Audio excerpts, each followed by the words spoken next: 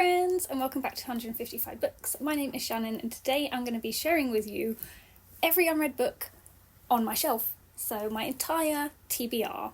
And I thought it would be a nice little video to do because I have, you may notice, I have recently moved, so I thought it was a nice kind of introductory video to do in my new space. I have done this video before, but obviously with the moving, and it's been quite a while since I did this video, I have obviously read a few books and unhauled quite a few books, so that's why I thought it would be a nice video to do today. I think when I did this video previously I did it in genres, whereas this time I thought about doing it in genres, but genres I realised recently kind of confuse me, and I realised I'm more of a theme reader and book buyer and book organiser, so I'm going to be going through these in sort of like themes, kind of. Starting off with the Shakespeare plays, we have got The Comedy of Errors, obviously by William Shakespeare, All's Well That Ends Well, again by William Shakespeare, and The Winter's Tale, again by William Shakespeare. Now moving on to my Shakespeare retellings, and I have got an embarrassing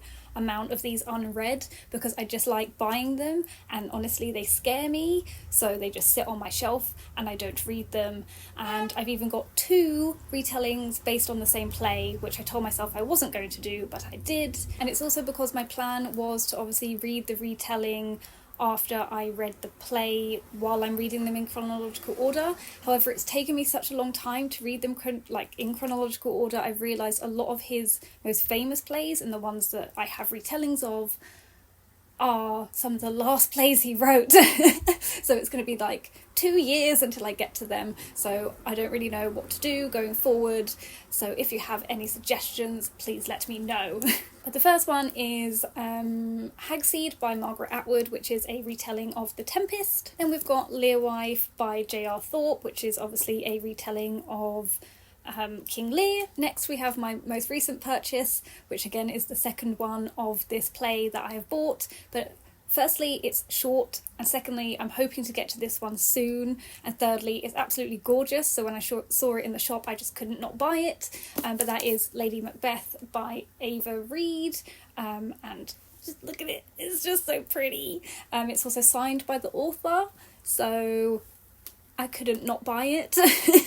And it is of course a retelling of Macbeth. I also have Lady Macbeth by Isabel Schuler, again a retelling of Macbeth that I bought ages ago, again also in Stratford-upon-Avon where I bought Lady Macbeth, and I haven't read it yet. Oh, and it's signed. Well, I didn't realise it was signed. And the next one I bought with the intention of reading it right away because I heard really good things about this one, but because obviously it was hyped, I'm now too scared to read it. But that is Fair Rosalind by Natasha Solomons, which is a retelling of Romeo and Juliet. Now moving on to my plays and poetry, so the only other non-Shakespeare play I have is Journey's End by R.C. Sheriff, and the only 2 poetry collections I have are Feminine Gospels by Carol Ann Duffy, and a Shakespeare collection called Poetry Unbound by Patrick Otama. Next are my little penguin shorts, and of those I have got Dark Days by Jane Baldwin, The Missing Girl by Shirley Jackson, To Be Read at Dusk by Charles Dickens. Then we have A Letter from Birmingham Jail by Martin Luther King. And the last one I have is The Master's Tools Will Never Dismantle the Master's House by Audre Lorde. Next are my sort of classics and modern classics. This is where I start to get a bit confused because I don't know what people count what as what, but this is how I kind of count them, I guess. But the first is Meditations by Marcus Aurelius. Then we have The Canterbury Tales by Geoffrey Chaucer, which everyone keeps telling me to read, because apparently if you love Shakespeare then you also love Chaucer, but it's huge. And yeah, it's like it's 500 pages long, and it's all written in verse, and that scares me. Next we have My Cousin Rachel by Daphne du Maurier, and we have also got Oliver Twist by Charles Dickens, and last in this category is Mansfield Park by Jane Austen. Now moving on to my children's and YA books, of which there were only 3, and I don't actually think any of them are classified as YA, which is very unlike me. The first of these is Tales from Shakespeare by Michael Morpurgo, The House in the Cerulean Sea by T.J. Clune, and last in this category is A Little Princess by Frances Hodgson Burnett, who I didn't realise is also the author of The Secret Garden. Next are my unread non-fiction books, which include The Second Sex. This is extracts from it. Obviously the whole thing is huge, by Simone de Beauvoir. Then we have got A Vindication of the Rights of Woman by Mary Wollstonecraft. Next we have got Native Life in a Vanishing Landscape by Patrick Lowry. A biography, which is Why Be Happy When You Could Be Normal by Jeanette Winterson. Next is a short history of myth by Karen Armstrong. Then we have got My Body Keeps Your Secrets by Lucia Osborne Crowley. Next is one I really want to read, but one I'm annoyed that I kind of bought the hardback for because the paperback would now match my other set.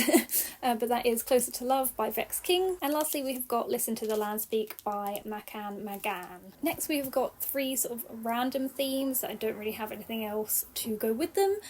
So we've got one short story collection, which is Her Body in Other Parties by Carmen Maria Machado, a mystery sort of detective novel, which is The Murder of Roger Ackroyd by Agatha Christie, and one dark academia, which is Vicious by V.E. Schwab. This next category is probably the most confusing one, and that is my historical fiction. Some of it I don't know if people would describe as historical fiction because there's like magical realism involved in some of the books, so it's all a bit confusing. But this is what I call historical fiction. This also includes myth retellings, so I've got two of those, the first being A Thousand Ships by Natalie Haynes, and the second being Stone Blind, also by Natalie Haynes. Next we have got Small Island by Andrea Levy, The Shadow of the Wind by Carlos Ruiz Zafón. We have got The Nightingale by Kristen Hanna. This next one I'm really looking forward to reading, and that is The Island of Missing Trees by Elif Shafak. Then we have got The Silent Companions by Laura Purcell. Following quite closely onto that is The Secrets of Heartwood Hall by Katie Lumsden, obviously Katie from Books and Things. We've got The Wolf Den by Elodie Harper. We have got a book I really need to read because it's been on my TBR for a ridiculous amount of time, and that is The Illumination of Ursula Flight by Anna Marie Crowhurst. And last in this category we have got The Marriage Portrait by Maggie O'Farrell. Next we have got all of my book series, which, looking at them, are all fantasy. Firstly we have got These Violent Delights by Chloe Gong, followed by Our Violent Ends, also by Chloe Gong. We have the entire box set of The Lord of the Rings, including The Hobbit, so we've got The Hobbit, The Fellowship of the Ring, The Two Towers, and The Return of the King. I asked for this for my birthday after watching the films over Christmas for the very first time, and have since become obsessed.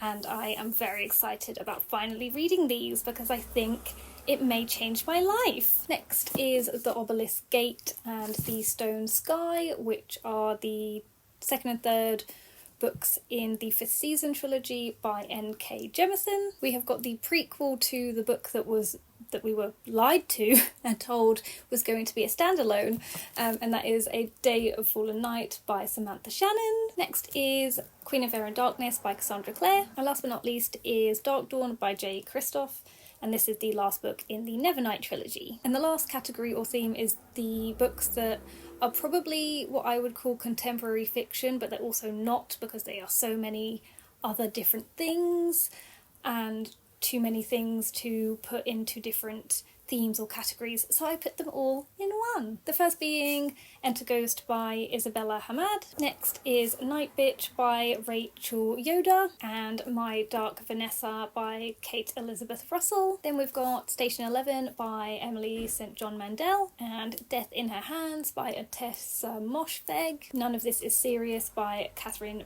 Prasifka, Other People's Clothes by Carla Henkel, The Fell by Sarah Moss, The Lesser Bohemians by Emma McBride, and lastly, out of all of the unread books, is Pogue Mahone by Patrick McCarver, which my mum bought me for Christmas, and it's huge, and I hadn't heard about it at all. It's written in verse, and I have no idea what it's about. and I'm intrigued. So those are all of the unread books I own. Again, every single time I do this video, even though I feel like I said, it's less than before, because I think before it was over 100 or near 100. This time it's at like the 64 or 5 mark. It still seems like a huge amount, and it's very overwhelming. But thank you guys so much for watching this video, and I'll see you soon in my next one. Bye!